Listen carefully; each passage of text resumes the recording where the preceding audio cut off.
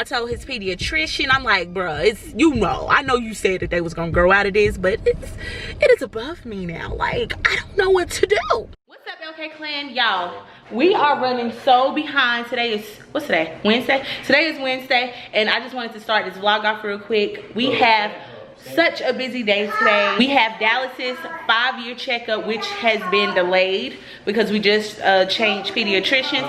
And then we have Landon's occupational therapist evaluation today, which I'm going to go into detail about that later on, just to kind of give you guys like a little rundown as to what's going on and why we decided to get him evaluated. My face is a little greasy right now, y'all. I'm about to pack their lunches, y'all. My house is a mess, my kitchen is a mess, but I'm gonna clean it up later. But anyways, I'm about to finish packing up their lunches so that we will not have to stop anywhere when we go out.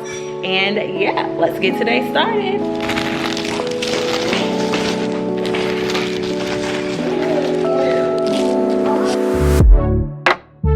All I want to is to be close to you, but I don't know how and what to do. I'm so shy when it comes to you, but I guess you're curious, huh?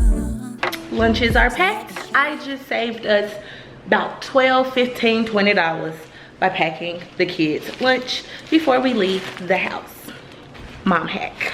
Little mom hack for you. Pediatrics, this is Chad. I'm calling to let you guys know that we're running a little behind for my daughter's appointment. Her appointment was at 9 o'clock, but we're about 8 minutes away, 8 minutes out. Oh, actually, you're okay. You're, I don't show you down till 9:40. As you just heard, we are early. Maybe I did that on purpose, y'all, because I have horrible time management. I really do. So maybe I don't know.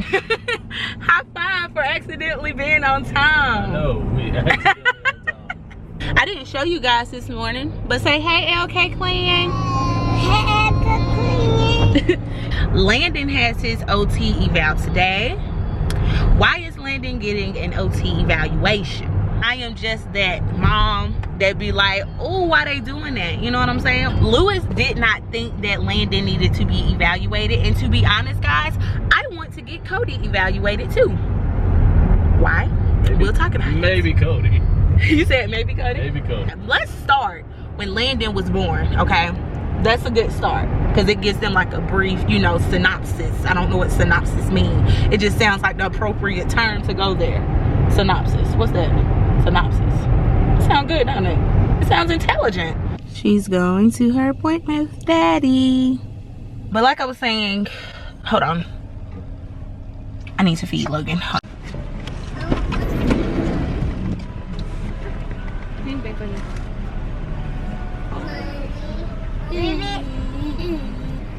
Woo! We made it. Look at there. It's cold outside, is it not? Gotta pop that thing out real quick like this. Oh, you mamas pop that thing out like this.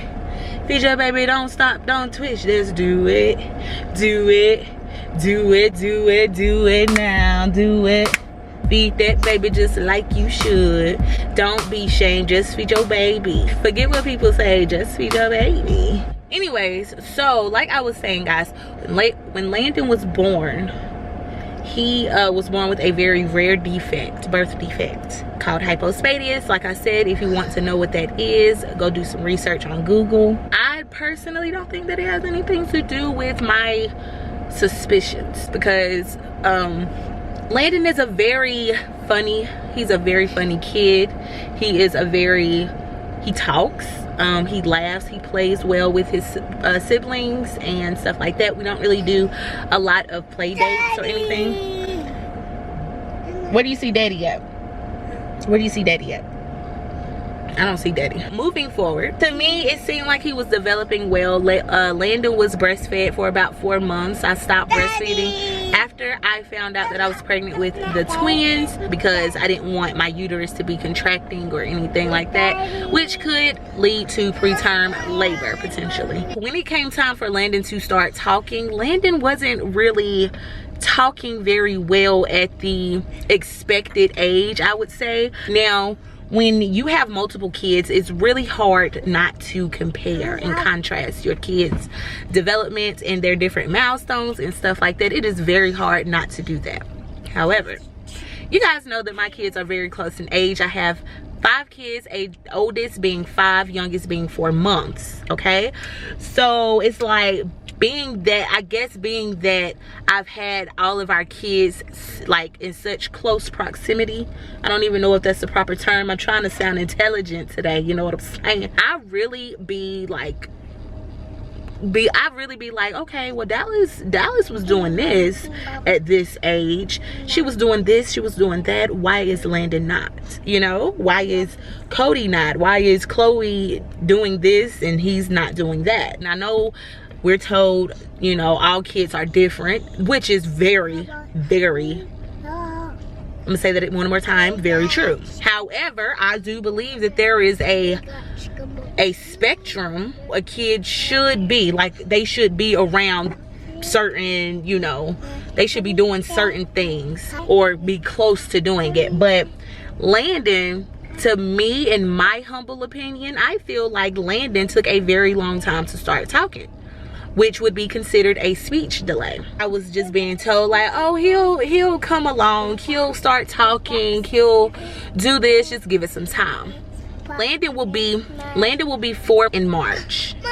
So I feel like Landon isn't really talking like he should be at the age of 4. Yes, he is talking.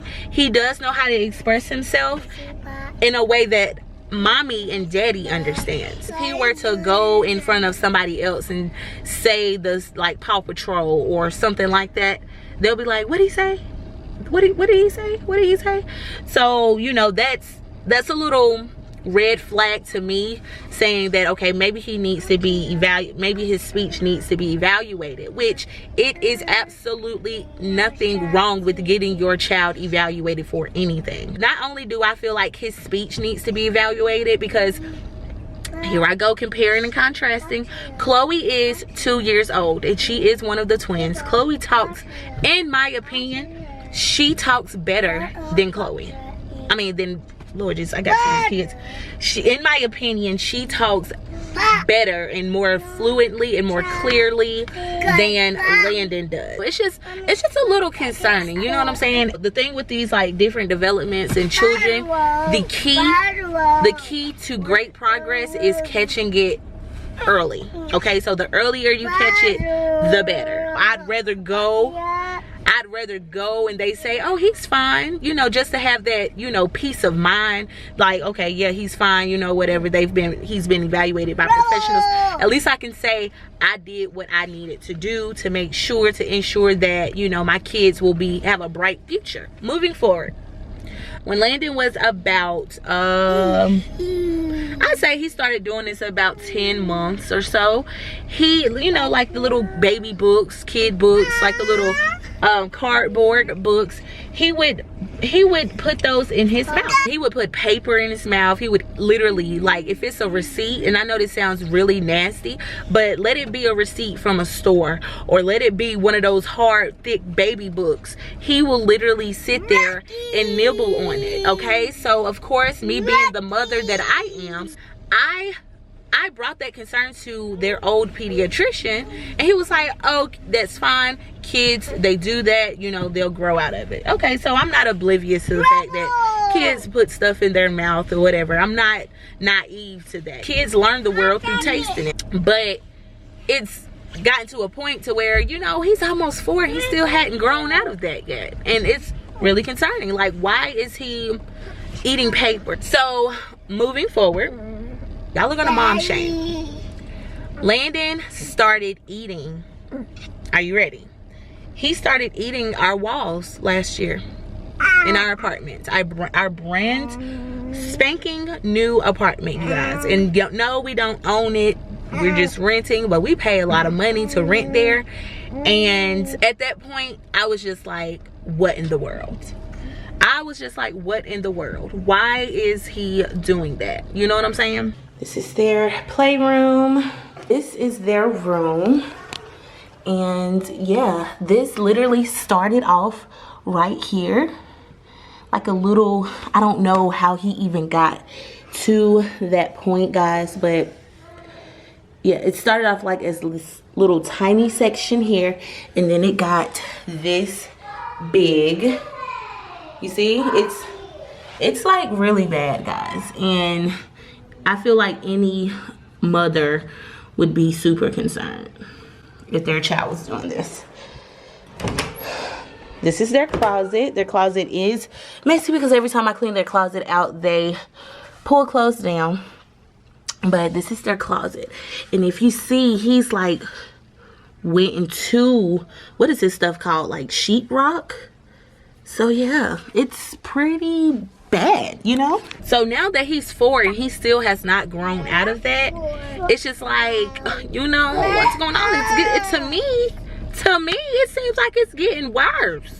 It's pretty ratchet looking. Like, you come into our apartment, it looks ghetto. It really does look ghetto. This isn't something that he just sat there and just one day just did it all in one sitting. I could be like in the kitchen cooking and then boom, Landon is missing. What is Landon doing? Where's Landon? What is he doing? You know what I'm saying? And you know, the kids are just playing with their toys, looking at TV, eating a snack, whatever. And Landon, I would say, Landon is gone. He is not in the vicinity of where I can see him. And so then myself says, hey Keisha, go look in the room. I go to the room and there's a little speck. Cause it literally, I'm gonna take y'all from beginning to ending, okay? It literally started off with a little nit prick. A little nit prick. And I'm just like, okay, you know, maybe somebody rammed something into the wall accidentally. No. So then weeks go by, days go by, and this little boy just keep going missing. Okay, what are you doing, baby? So then I go to the room, and it's in multiple rooms. We have a patch. We have a patch in the living room. We have a patch when you first walk into our apartment, right there in the dining area of our little kitchen situation. We have a patch in the kids' playroom. We have a big, excuse my language, we have a big ASS patch in their bedroom. We have another patch in their bedroom's closet, okay? And like I said, guys, these little things start off like a little nitpick, but it's something that he'll start and he'll keep going to it over time. And over time, it just get worse and worse. In our house, we do believe in spankings. We believe in, you know, talking to our children and all of that good stuff like that. But baby, when that stuff did not work, and when it gets to that point, you know, mama gotta dig a little deeper. I told his pediatrician, I'm like, bruh, it's, you know, I know you said that they was gonna grow out of this, but it is above me now. Like, I don't know what to do. Landon has asthma, he has allergies, but I really don't think that has anything to do with him eating paper, eating things that are not edible. Thankfully, the paint that we have in our apartment is not toxic. Thank God. You know what I'm saying? Because that would be a whole nother situation. Moving forward, he was tested for like any like deficiencies or anything like that when he went to the hospital the last time they tested him to see if there is like any iron deficiency, you know, to further investigate to see if it could be pica or whatever. I'm just very concerned, and that is mainly the reason why we are going to be doing this OT evaluation to see what's going on. Is it something dealing with his sensory processing and stuff like that? You know, Landon is I would say that Landon is pretty funny with textures. Like myself, I don't like to drink milk. I don't like to eat oatmeal, like the little packets of oatmeal, because it used to make me gag. And I've actually picked up on Landon, like when I do the packets of oatmeal, like the peaches and cream, strawberries, you know, that type of oatmeal. I used to give that to them, and every single time Landon would throw up after eating it. Then sometimes when he's eating like hot dogs and stuff like that, he'll start gagging. But I know it's because he's eating too freaking fast. So it's just like a plethora of things. And then my husband, he's like, you know, that's just what boys do. He's a boy, they're a boy. And like I said, I think that Cody is going to be the next person to get evaluated, because when I say a sister be concerned, yes, they are talking. Yes, they are talking. Yes, thank God they're talking. For one, Cody rocks back and forth. If I can, I will insert a clip here. And when I say he rocks back and forth, not only do he rock back and forth, he bangs his head on whatever may be around him. It's like he has to bang his head on something. And that's like, I think Lewis is starting to like really pick up on oh, another thing with Landon. Landon and Cody, they are both very sensitive to loud noises. Our fire alarm in our apartment has gone off a few times. I don't know if you live in an apartment, you know that the fire alarming unit is very sensitive. So like if I were to turn our stove on high or our oven on high, the alarm will go off. Even if you're not cooking anything, as soon as it hits that peaking temperature, the fire alarm is going to go off. My boys freak out every single time. Meanwhile, the girls, they just like, you know, whatever.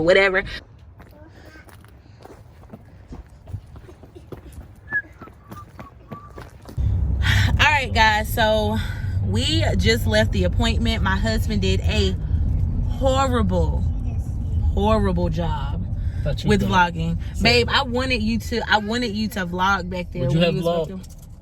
Yeah, I would have. No, you wouldn't. No, because I wanted to share this experience with our viewers, because they may have children that may be going through like something similar, you know? So that was the whole point, because I wanted this to be kind of like a learning situation. I told Lewis to go back there with him while they did the OT evaluation, occupational therapy evaluation. He did not vlog, and I guess, you know, I understand he was probably... You want KFC? No. He either didn't want to, just didn't feel comfortable doing it, or... I didn't even have a camera. You got your phone. My camera is dead. Yeah.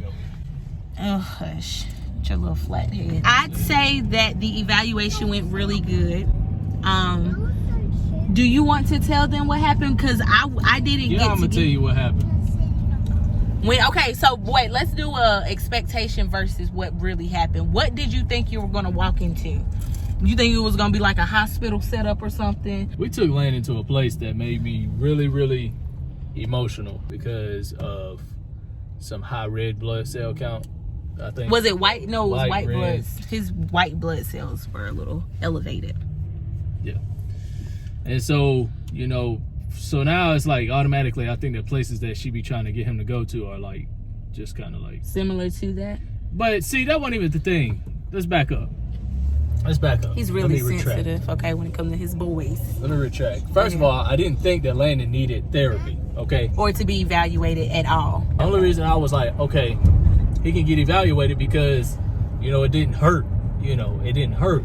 But I just felt like it was just kind of like he didn't need it.